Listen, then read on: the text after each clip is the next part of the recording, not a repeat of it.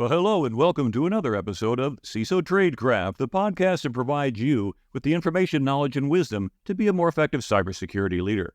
My name is G. Mark Hardy. I'm going to be your host for today, and we're going to be talking about how offense informs the defense, and more importantly, some of the technical aspects of that and how to implement that in your environment and to check it. And with us, we have a special guest today, Snehal Antani. Welcome very much to the show. Welcome. Thank you for letting me be here. So let me do a quick plug for CISO Tradecraft. This is your first time to the show. Don't forget to subscribe to us. We've got a lot more than podcasts. Please join us on our LinkedIn channel. If you're watching us on YouTube, give us a thumbs up or a like, or on the podcast channel. Let everybody else know how much you enjoy it because it's very helpful to us in getting the message out to others to help them in their cybersecurity career. But back onto our show here, we want to talk about the concept of offense informs the defense. And when I was teaching at SANS for a decade, we used to say that a lot. And the idea was that if you're a defender, you learn more about how to protect your enterprise by observing your attacker's behavior and adapting accordingly, rather than, for example, reading a manual or reading a book or just following the configuration checklist, because quite honestly, the attackers don't care if you've met your compliance requirements. They don't care if you're reading your manual, and they don't even care what your score is. If they get in, they get in. So what are your thoughts in terms of that? Well, first of all, how about a quick introduction? Tell a little bit about yourself and how you got to where you are now with this really cool company that you're running. Yeah. So once again, thank you for the opportunity to speak here. So my background, I'm a software engineer by education and trade. Did my undergrad at Purdue. My freshman year, I saw Drew Brees play Tom Brady, which is always a fun experience for a college kid. And then started my career at IBM in the web sphere and middleware space and started in the mainframe. Learned quite a bit about enterprise computing in that world. And then I was a CIO within GE Capital, which was an incredible experience to learn how to actually utilize and adopt enterprise technology to solve business problems. And from there, became the CTO of Splunk to help grow and scale that company. And in 2017, I chose to take a break from industry and served as the first chief technology officer within U.S. Special Operations. And for those that have served, thank you. For those that have not served, I think I grew more personally and professionally in that role than in anything else I've ever done. And it's just an amazing experience all around. And that's where I met my co-founder, Tony. And when he retired from the Air Force, he and I started Horizon 3. And the problem with Solve is, in all my jobs, I had no idea I was secure until the bad guys showed up. Are we fixing the right vulnerabilities? Are we logging the right data in Splunk? Does my team know how to respond to a breach? And the answer is, I don't know. Either wait to be hacked or hire consultants to show up once a year, poke me in the eye, tell me how bad we are, and then disappear, leaving me holding the bag. Yeah, and if we think about that, typically when the consultants come in, and I've got to admit I'm guilty of that because I run a consulting business, is that as a pen tester, you come in and say, okay, we're going to roll up our sleeves and let's see what we can do. Well, the reality check is, and it's not criticizing pen testing, but a couple observations on it. Number one is that traditional pen testing is going to be a single point in time. And how well are you doing against that pen tester with the tools in his or her toolbox? And basically, how well are they doing that day? They might have an off day. It might not do everything. So to a certain extent, it's not that complete. The other thing is if we look at different frameworks, such as the CIS critical controls, where you have now 18, we used to have 20, but they're prioritized. What's dead last? Pen testing. Now, it doesn't mean that pen testing is not important, but the construct of those who are writing it saying, you set up all your chess pieces on the board, you get everything ready to go, and then at that point, we'll call on the pen tester to see, can we find a problem? But the thing is that works great for an absolutely static environment. But what happens if things change? And things change on a regular basis. You add users, you add applications, you change systems, you reconnect. New vulnerabilities are discovered. So it seems to me that the idea of pen testing, some people have kind of said, yeah, it's kind of out of date. I will disagree with that. But I think the way we do things, which is a single point in time, we line up like a military inspection, you suck in your gut, you look straight forward, sergeant walks past, and then you let out your breath. It's like, okay, fine, I survived this round. But there's got to be something more to it than that. Yeah. So during my time within Special Operations, I was fortunate to have this incredibly forward-thinking commander at JSOC. And he and I talked about three things. The first thing he said was, don't tell me we're secure, show me. And then show me again tomorrow, and then show me again next week, because our environment is constantly changing and the adversary always has a vote. And that was an amazing philosophy to have from the leader of the organization, and then driving or permeating that throughout all aspects of what we were doing. The second key thing was we started talking about this distinction of being secure versus being defensible. Being secure is a point-in-time state. Being defensible is about rapidly adapting to the actions of the adversary. And what we cared about were how defensible we were as an organization. You have to assume the enemy's going to get in. You have to assume they're going to assume breach and gain initial access. How well can you defend against that? How can you rapidly adapt to stifle actions and prevent the attacker from achieving their objectives? And then the third thing we often talked about was this distinction between being compliant versus being ready. In the military, you always hear them talk about readiness. And readiness is all about your preparedness and ability to actually respond to some sort of action. And once again, compliance was this point-in-time state and point-in-time mindset, and readiness was this continuous objective you strive to achieve. And I think the real crux or commonality between those three principles he and I would discuss was about continuous versus static, to your point. Yeah, and when you think about that, the traditional approach to pen testing has been, in my observation, compliance requirements. Oh, I need to do that to meet this particular requirement. Or I have a third-party vendor who had said, hey, before I'll do business with you, show me the results of your pen test. And it becomes a check-in-the-box exercise. Here we go. I've got other organizations that I have worked as a CISO for a while, and they say, you know what? A traditional pen test, in my opinion, is not that valuable. And sounds like a bit of heresy coming from a professional security practitioner, but to a large extent, I think we behaved ourselves into a corner that suggests that the traditional approach, compliance-driven, is really not adding a whole lot of value. You're right. It doesn't give us the readiness because, for the most part, it's a point in time and it's not continuous. It also brings up an interesting question, and something that we hear about a lot in the news, is the shortage of qualified security professionals, in particular, for example, good pen testers. Now, for example, I'll do a kind of shout out to my son, who is a pen tester and runs a pen testing team for a major auditing company. And he's got his G-Pen, his GWAPT, his SAN certifications, and a couple certs in hand and some job experience under his belt. And he's gone out there and done amazing stuff. And yet he's kind of chosen to be the red team guy. I'm the blue team guy. He said, I'll build the defenses. You try to break them down. But as we look then at what you're describing, which is a readiness-based approach rather than a compliance-based approach, that seems to be superior. But then how do I engage my traditional pen testing people or vendors or consultants, or do I not do that anymore? Is this kind of the death knell of that particular line of business, or are we just maturing into a new level and these organizations will adapt as well? Yeah, there's a lot to unpack in there. So let's kind of start with forward-thinking procurement teams. And I did this, and I kind of learned and started to ask these questions when I was on the other side of the table.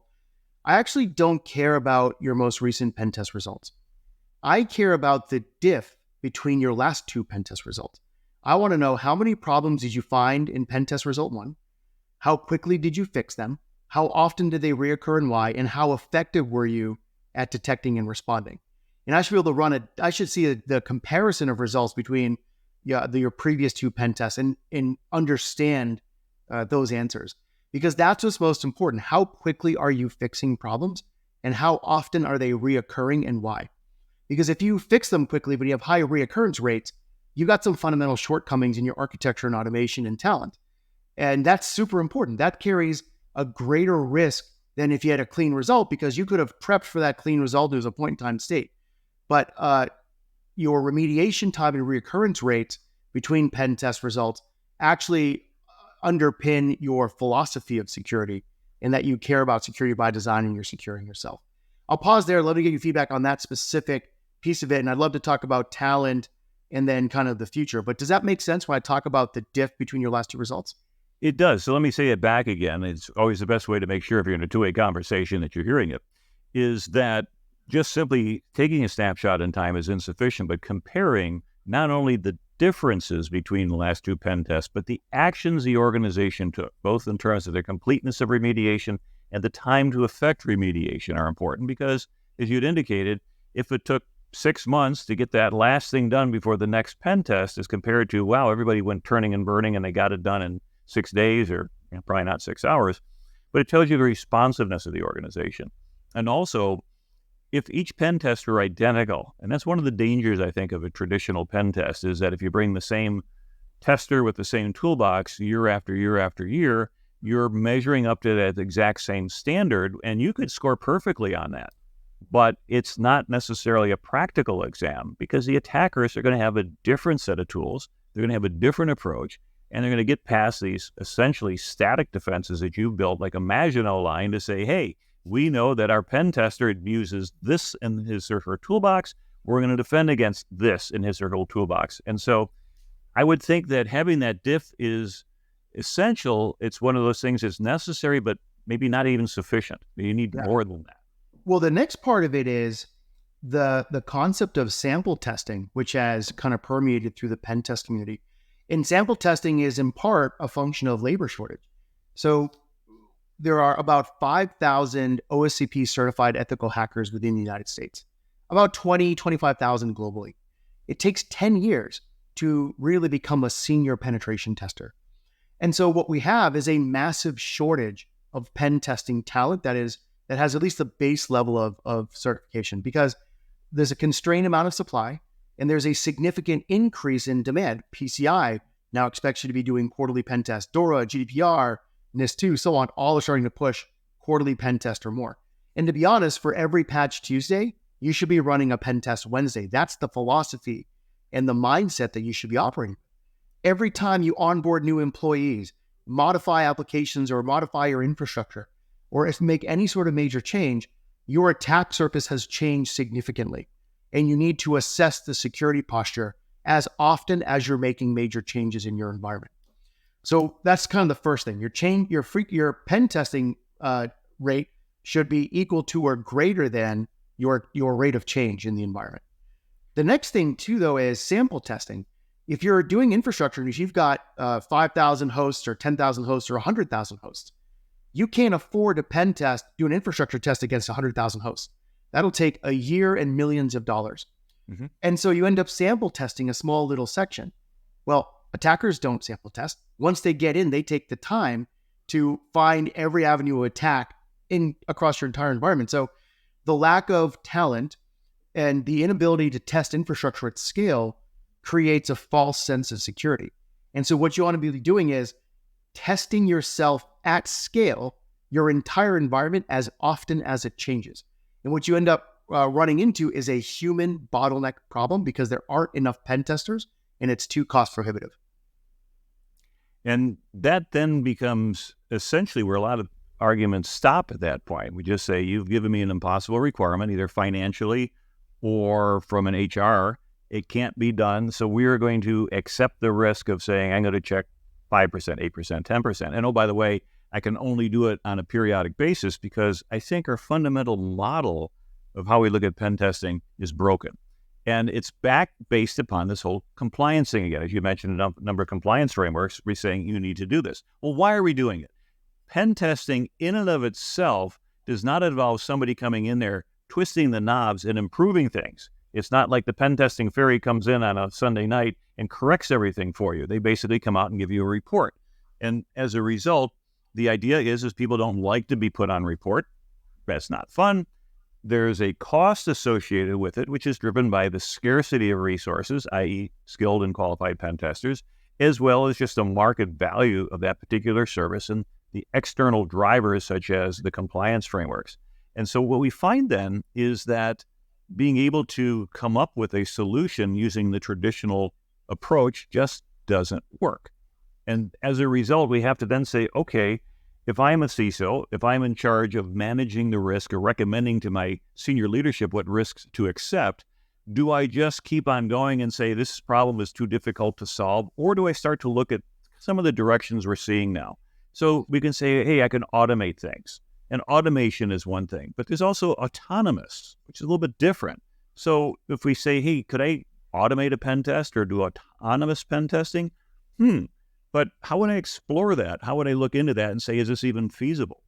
Yeah, so there's a great double click in two dimensions. First and foremost, split pen testing up into application pen testing, which is looking for logic flaws in custom code, and then infrastructure pen testing. Humans are uniquely gifted at finding logic flaws in custom code, and it's very difficult for algorithms to do that.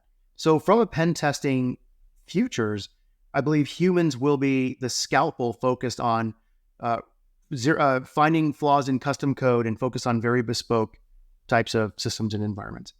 And I think that what we've seen is algorithms are uniquely gifted at pen testing infrastructure at scale, because under the covers, that's actually a graph analytics problem. So when we run a pen test against 100,000 hosts, and we're able to scale up to pen test hundreds of thousands of hosts in a single run, and this isn't like a cheap vuln scam. This is finding ways to harvest credentials, exploit misconfigurations, find misconfigured defensive tools, exploitable CVEs. And it's a combinatorics problem of how you combine these together in different ways to achieve an objective like domain compromise or sensitive data exposure and so on. So algorithms are uniquely capable of pen testing infrastructure at scale. Now, if you take that a step further, automated pen testing, in my opinion, is an impossible task. And this is why this idea of autonomous is the avenue I pursue. And the analogy is to think about when IBM played Garry Kasparov in chess a bunch of years ago. IBM did not hard code 40 million chess games. They looked at every piece on the board to determine the next best action. Similarly, trying to automate pen testing is attempting to hard code every possible permutation as runbooks. And the environment is just changing too often, and attack tactics are changing too often for that to even be feasible, which is why there's an entire graveyard of automated pen testing companies that are out there, formerly known or currently known as breach attack simulation. Autonomous is about knowing nothing about the environment, conducting recon and enumeration to discover everything that's network reachable, and executing self-directed actions to achieve goals like domain compromise, sensitive data exposure. And that was the leap of faith that I took when we started Horizon 3, was could we build an autonomous system that knows nothing about the environment, that can execute self-directed actions to achieve a compromise. And sure enough, we're now 4.5 years in, and we're able to pioneer this idea of autonomous testing. And that sounds rather fascinating. Now, of course, it begs the question, as a lot of us are thinking, because if we look at artificial intelligence and generative AI, which in the last 18 months or so has really gone from being just a little backwater area where a few people knew about it, to pretty much everybody out there is playing around with something like a chat GPT. But it then sort of asks the question, we've heard of attackers trying to go ahead and knock the guardrails off of some of these tools and say, hey, can I use generative AI to create offensive attacks? And is that fundamentally what a autonomous pen testing is just taking a generative AI, take off the guardrails and say, hey, have at it, bot? Or is it a little bit more sophisticated than that? Yeah, it's actually a very different class of AI problem, to be honest with you. The best analogy for autonomous pen testing, I think, is full self-driving and what we see with Teslas. So first and foremost, there is no training data set available for offensive attacks. Even the NSA doesn't, for as far as I know, they don't have a training data set specific to training offensive algorithms.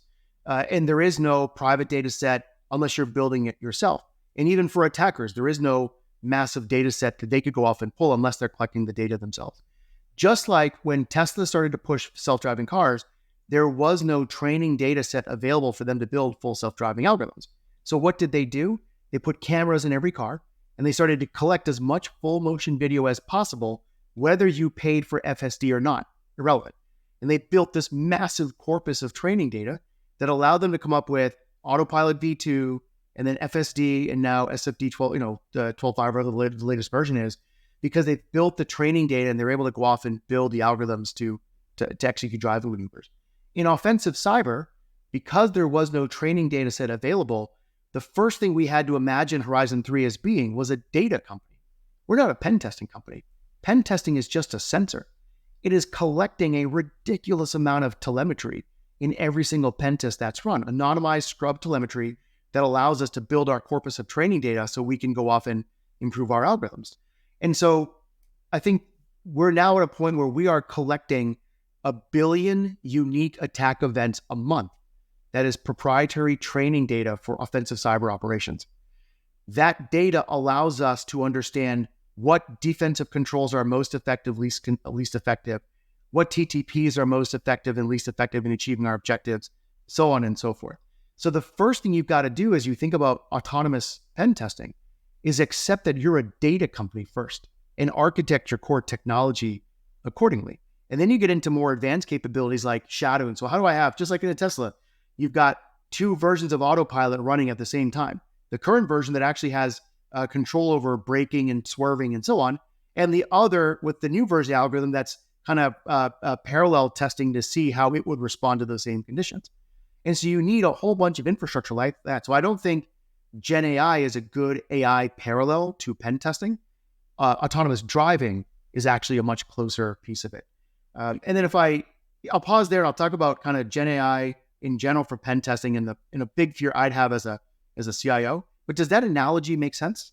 It does. And I think the idea that building that data company, I never really thought about that. It makes absolute sense. Of course, the question that I would have is that if you're going to be collecting and seeing all of these different actions per month and you build them in this massive database, it almost sounds like you're not just there as a pen tester, but you're there as a massive sensor array to try to collect all this data, which then allows you to do a couple of things. One is, well, we know what bad guys are up to, and maybe we're capturing threat intel early on, which we could then federate as long as it's anonymized across a number of customers, and then be able to then say, well, hey, an attack started over here, but we could kind of help you defend over here. But that still sounds like a defense role rather than we often think of a pen testing role, which is a red team role. So I'm getting the red and blue here confused a little bit, and maybe some of our listeners are too. Could you help kind of align that for me?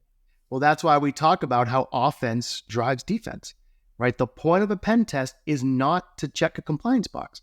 The point of the pen test is to assess and improve your readiness. And that's at least, my philosophy, and to ensure that you are able to defend yourself. And so it's about this red and blue working together to create a purple culture of proactively securing your environment and proactively improving your readiness. I think the next part there that's super important is the more pen tests you run. So our customers end up shifting from running 1 or 2 pen tests a year to 40 or 50 pen tests a month, constantly finding, fixing, and verifying. And here is actually the really insightful part. The bulk of our users are not security people. They're IT admins and network engineers burdened with fixing problems that were found. So the entire user experience is designed to enable those IT admins and network engineers to quickly fix and retest issues that were found to be exploitable. And now think of all of that data that's being collected under the covers. How many problems were found? How quickly did you fix them? How often did they reoccur and why? How effective were your security controls? And back to us being a data company, we have the more pen tests you run, the greater our resolution of understanding the change in results over time. And now you can start to use that to identify your self-identified findings reports if you're a CIO, or your compliance reports or your board reports, or to adjudicate a lawsuit claiming you're not taking cybersecurity seriously. Well, here is your results over time. It's irrefutable. It's done by a third party. They had no ability to massage the sources of truth. And now you can show a clear trend line of reducing your exploitable attack surface on a daily, weekly, monthly basis, which becomes difficult to claim that you're not taking security seriously. That's a good point. Well, you brought up a term there they want to dive into a little bit, is the attack surface. And traditionally, the attack surface is something we look at to say local to us if we were in a local environment, but now we have to extend the attack surface to the cloud because we have to say, well, that could come under attack. But does it also make sense to try to extend the attack surface to suppliers and distributors? And if so, because that seems reasonable because of all the supply chain attacks that we've heard of recently, both in terms of software as well as just upstream from somebody who is going to go ahead and provide a part or a component for an assembly requirement. How do we extend our model to that larger attack surface if we don't have control over those entities? Yeah. So the bane of my existence as a CIO was having some of these third-party risk management companies come in and do some cursory scan of my perimeter make some claim that my security isn't any good, and then hold me hostage and pay them to improve my score. Drove me nuts. And it drove all of our suppliers nuts, at Capital and elsewhere as well. And the struggle with the way third-party risk management is done today, and I'm not talking about source code third-party, I'm talking about actual, like the 50-person ball bearings company that's supplying parts to Boeing or whatever else there might be there, is those third-party risk management scores are not based on any sources of truth. They're mostly based on form fills that the suppliers and the users are filling out. And so back to, I understand the change in results over time because we're actually attacking you. What we've seen our customers do is as they secure themselves, they make the capability available for their critical suppliers first. So really think about the long tail of suppliers, that 50-person ball bearings company or that 100-person, data company, whatever else, or design company, whatever else there might be, because that's who the attackers are going to target. When you look at how SpaceX got the Falcon designs stolen a few years ago, it's because the attackers targeted Visser Aeronautics, a small design firm in Colorado, because they couldn't fend for themselves in the same way that SpaceX could. And so I think that there's a massive shift that's going to occur or starting to occur in how third-party risk management is executed. We're leading the way. We're actually working with a high-profile government agency in the DoD to help proactively secure the entire defense industrial base. And what they focused on was the long tail of suppliers first, not the top 10, the Raytheons, the Boeings, and so on. They're expected to secure themselves. But it was that 100-person, 50-person company, that sole source provider, critical to just-in-time logistics and lean manufacturing. Those are the people that are being pulled into this third-party risk management program where essentially procurement buys a pool of my license. They make it available for the long tail to enroll into. We'll automatically enroll them, train them, enable them, onboard them, and get them to use continuous pen testing. And then those suppliers opt in to share their results with procurement. And procurement can now see at an aggregate level the security posture and how it's changed over time across all suppliers. And on an individual level, answer those questions of how quickly are you fixing problems and how often are they reoccurring? And sources of truth are paramount to actually improving third-party risk management, in my opinion. And then I think is rather profound because many of us on this call may be aware of or listening in, there's an initiative called CMMC, the Cybersecurity Maturity Model Certification, which is now in about its third year. It's been going for longer than that, but I've been in the program for 3 years. And we've gone through some tectonic changes in things, but the fundamental assertion is that the defense industrial base, or the DIB, is at risk from third-party nation states and other actors who are saying, hey, you're right, let's not go after the Boeing secure enclave, or let's not try to steal the secret formula from Coca-Cola by breaking into the safe in Atlanta, but let's go ahead to one of these second or third-party suppliers, these smaller organizations that, as you said, can't afford things. Now, one of the changes that took place in CMMC from the first version to version 2.0 was the allowance now of self-attestation for level 1. And that was considered the initial problem in the first place, is that someone would say, well, you have to self-attest that you are secure before you can get this contract. And you say, is anybody going to double check? Well, no.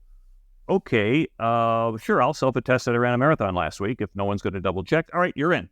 And as a result, it created this environment where you really didn't have any fidelity. Now, as we move forward, and they've gone back to the self-attestation because manpower constraints again. There's so many people that are available, all these tests that have to be done, the cost of them were prohibitive. They said, okay, fine, well, maybe this will only be a few $1,000 to do. But, oh, by the way, now the government is wielding their big stick, and their big stick is to say, well, the False Claim Act says that if you make a self-attestation and it's not true, we can come ahead and zap you in court for 3 times the amount of money that you got on the contract. Ooh. So, but what you're saying here, if I can say it back, is that if I am a major supplier to the Defense Department, and I have a number of smaller companies that are out there that are providing components, or I'm sharing design data with, or something like that, that I don't have to go ahead and start beating them with a stick to say, you need to get your act together.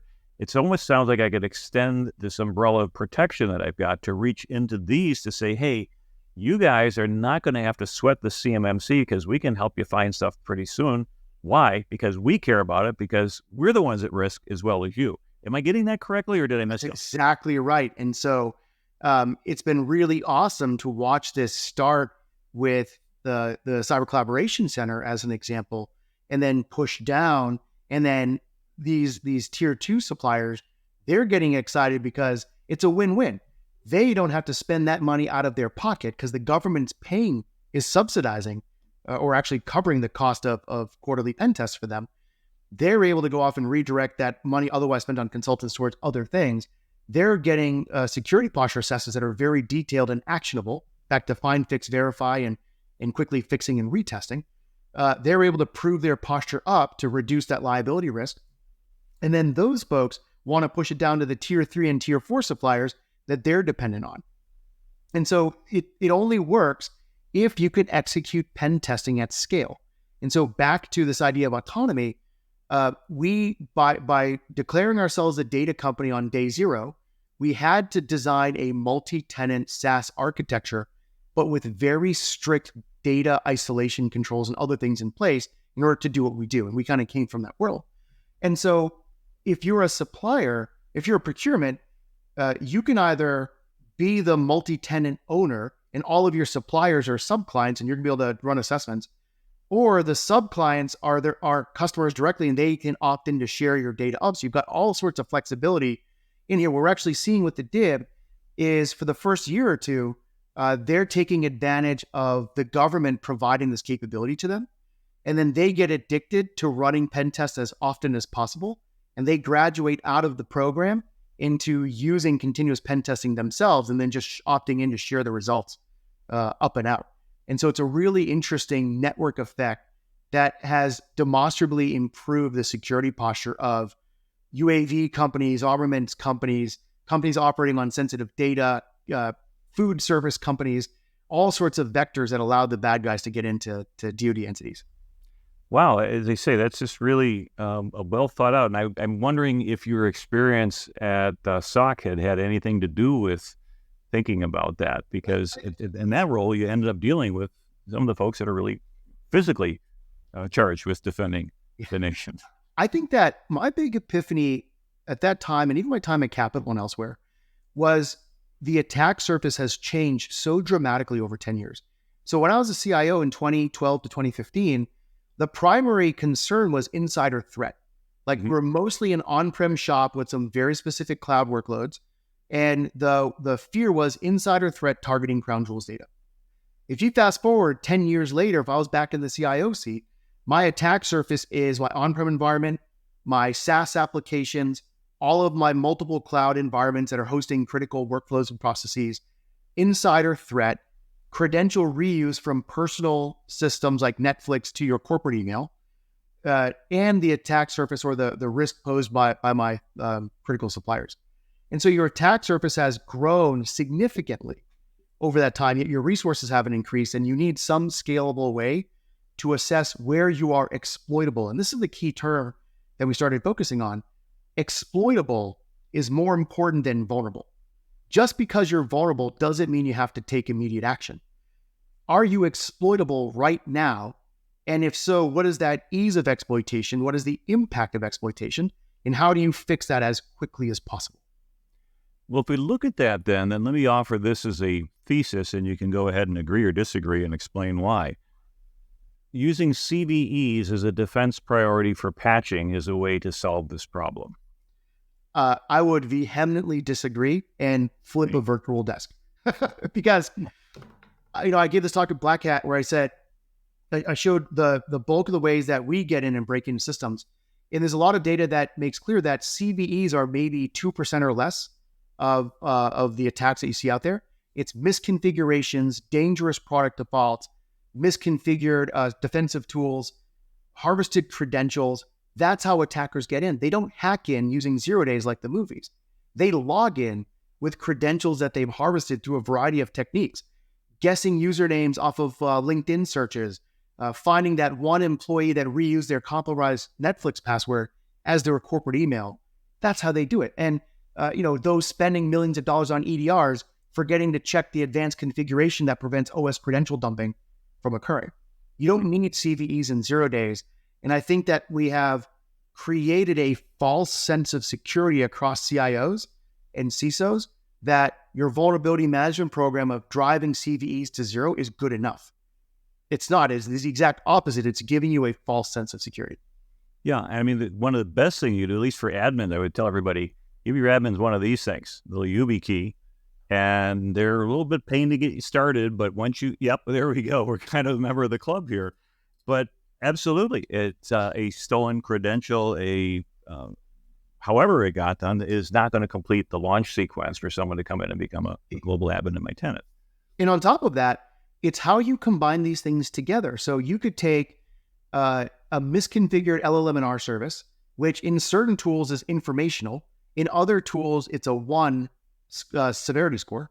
Combine that with SMB signing not required, which in certain products is informational. In other products, it's a 1 CVS score. If you combine them together, you become domain admin, which is a 10 out of 10. And so we see this over and over and over again of how attackers, including us, are able to combine a variety of lower severity issues or informational issues into a sequence of steps that lead to full domain compromise or full sensitive data exposure. And that's just how attackers operate too. Yeah, and also backing up that comment that I made on the CVEs I was just reading this morning about the fact there's tens of thousands of CVEs waiting to be evaluated and classified. They're all turned in. I think there's now 400 different entities that are out there, and we just can't keep up. So what that is telling us, though, is that something is happening, and it's the rate of change is accelerating. And so it's a second order derivative, if you will, instead of speed, acceleration. And by the way, the next derivative past acceleration is a jerk of the first order, and it's not meant to describe anybody that you might have worked for. But is the rate of change exceeding our rate of learning? And if so, how do we bridge that gap? I would take that a step further and use CISA KEVs as a great example. So a key exploitable vulnerability is an annotation or a classification from CISA. And it just indicates that it has now been observed that this particular vulnerability is massively exploited in the wild. So what does that mean? Well, one, great that CISA has illuminated cybersecurity and elevated to the point where people are reading about it in the boardroom that are not security practitioners, and they've done a great job raising awareness. What's the second thing it does? The moment they mark something a KEV, it's a spotlight, and you've got all of these other fast follower attackers that now know what to go off and use because it's massively exploited. So it creates a fast follower dynamic with the bad guys.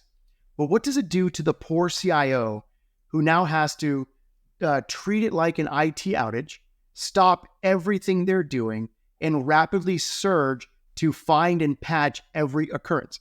And the reason Verizon DBIR report said that 85% of CISA KEVs are still not remediated 30 days after it's been announced. In part, the guess is that those shops don't know that it's there, so shadow IT or bad inventory, or they don't have the capacity to fix it, or they're not operating with urgency because they're not aware or they don't care. I would assume it's not the third one, it's probably more the first two. Mm-hmm. And then imagine yourself, one of the hardest things I had to do as a CIO was look at my IT admins in the face and say, I need you to skip your kid's basketball game, stay late and patch a bunch of servers because my vuln scanner says these things are critical, even though we all know that it's nonsense. And that was before we was talking about KEVs. Now I've got to go look at them and say, you need to stop what you're doing and massively test and patch and so on. And so I think what we're seeing now is this huge impact that KEVs are having on CISOs and CIOs and their ability to do their jobs with any sort of predictability. And so rapid response was a really important area we focused on, where we could actually run analytics on your historical pen test results and notify you proactively that we're quite confident you're exploitable to this F5 CISA KEV on these 8 hosts. Click here to run a pen test just on those hosts for just this problem and verify that you're not exploited. And if you are, you can fix it and run a retest and verify that you're good to go. So a lot of our CISOs now take these before-after screenshots of pen tests where in the before there's a bunch of things that require remediation or mitigation. After, they show it's all green, and that's evidence that they can send up to the board. And I love that, because one of the things that I face, I'm doing a board presentation for a client in a couple of weeks, and I just finished my deck for the briefing as a CISO. And so, of course, it's a snapshot in time. And I sent my draft in a couple of days ago, and one of the things we look at sometimes is Microsoft security score. Well, for good or worse, by the way, if you want to max that out, you got to buy a lot more things from Microsoft that you might not already have. But I thought I would get approaching my theoretical max, sent it in, and then over the weekend I did a couple more tweaks, and I realized I nudged it up just a little bit more. So in a way, it's a bit of a false sense of security, because although I'm trying to make more things look green, it's really going up against a metric that is not necessarily reflecting my current threats. And so one of the things I want to share, and as again, we're getting to the last few minutes of the show, it's gone quickly, but I'm loving this thing, is a quote from Thomas K. Adams, from an essay he wrote called Future Warfare and the Decline of Human Decision-Making. So I'll give you 3 brief quotes out of this paper, which I really loved. It's published by the U.S. Army War College, of which I'm a graduate. And it says, warfare has begun to leave human space. We're faced with the prospect of equipment that not only does not require soldiers to operate it, but may be defeated if humans do not attempt to exert control in any direct way. It's easy to see a steadily decreasing role for humans in direct combat as the 21st century progresses. Victory does not always go to the commander with the best observation. It goes to the one that can best process observation into data, data into information, information into orders, and then orders into action. This process is continuous. The results of action are observed, starting the process all over again. The individual functions involved have been enshrined in military jargon as the OODA loop. By the way, he wrote that in 2001. Yeah. And if you go back and read that rest of that essay, and I'll put the link in the show notes, it's like, wow, this guy was really onto something, a lot of things that have happened. So one of the things we're looking at then is going ahead for the future is we really have shifted from compliance to readiness, or we need to. And if we haven't, we need to start doing that, because in the military jargon, we say we are going to train the way you fight. And if we look at the Admiral Hyman Rickover quote that he had made years ago, the father of the nuclear navy, who had said, any man who stops to think in a crisis shows a severe lack of training. All right, being just men at the time that were in the submarine force. But in a way, we don't have the luxury to stop and think anymore. The attackers aren't giving that to us. The time from an exploit being discovered to being cataloged to being exploited is narrowing and narrowing to the point where we don't have that luxury anymore of putting a person in the loop. So how do we do this human-machine teaming, if you will, in the future? And how is this type of approach with the pen testing in particular going to be one of the critical elements of success going forward for CISOs in their enterprises? Yeah, it's a great question. So I'll give you some data. The definition of an infrastructure pen test in this example is at least 2,000 hosts, so decent sized environment, at least for a typical pen tester human. And a critical impact is an issue that spans at least 3 hosts and involves at least 2 different weaknesses, harvested credentials for one, misconfiguration another. So a pretty decent base test for achieving a critical impact. In 2023, we were able to go from initial access to domain compromised critical impact with those, at least three different hosts, at least 2 different issues in a scope of 2,000 in 7 minutes and 19 seconds. Wow. In early 2024, we're able to do something similar in 4 minutes and 12 seconds. No humans. I was impressed with the first number, but the second one's, And I suspect if we optimize for Blitzkrieg in this example, we could do it in under 60 seconds. Right now, we optimize for breadth first, which is going to go wide and then go deep. And but if we'd optimize for depth first, we could probably get it done in 60 seconds or less, which is pwn you as quickly as possible. So in 4 minutes and 12 seconds, can a defender characterize the risk of alerts, get permission to actually take some evasive maneuvers and stifle the attack and be defensible, and then actually execute it before the attacker has locked them out of the system? And the answer is you have to be pretty damn good to be able to do that. And so imagine it's 60 seconds. So my hypothesis when we started Horizon 3 was that the future of cyber warfare will be algorithms fighting algorithms with humans by exception. And that's a pretty big leap. And it's what you would expect from an obnoxious Silicon Valley guy in skinny jeans. But what the data kind of supported how quickly we were able to compromise you. And so I don't believe we have a tools problem in cybersecurity today. We have an effectiveness problem because the tools weren't the bottleneck, is how effective they were at tuning in your processes to stop them. But we are very quickly going to run into this bottleneck where every defensive tool today is designed with humans at the center. It is humans in the loop. A few of them have humans on the loop. But if the future of cyber warfare is algorithmic, you must redesign all of your core security tools to be humans out of the loop. And I think you're going to see a massive reckoning over the next few years and a fundamental change in architecture and an entire new generation of security tools that are humans out of the loop that start to emerge. And I think it's going to take a few high-profile blitzkrieg-style cyber attacks where the attacker was in and full domain compromised in 60 seconds or less, locked everybody out, despite the Gucci tools that they already had in place. And it's going to be the time that gunpowder rendered the city wall obsolete. Wow. It's kind of an interesting prognosis. I'd love to talk more, but I see that we're out of time. So if anybody wants to learn a little bit more about you or the organization or your products you build, how would they follow up? Yeah, so go to horizon3.ai, the website. I joke it's .ai because I couldn't afford .com when I started the company back in 2019. But no, we actually do some pretty amazing stuff. If you go to the main website, by the way, at the very bottom of the main page is a talk I gave for the National Science Foundation that talks about AI for offensive cyber operations. Mm-hmm. You can get a much deeper dive technically of what we're doing and kind of our point of view of the world. But that's the best way to do it. I'm very active on LinkedIn. So find me on LinkedIn, follow or add, shoot me a message. I'm pretty good at replying. And I look forward to the continued dialogue and engagement with the broader community.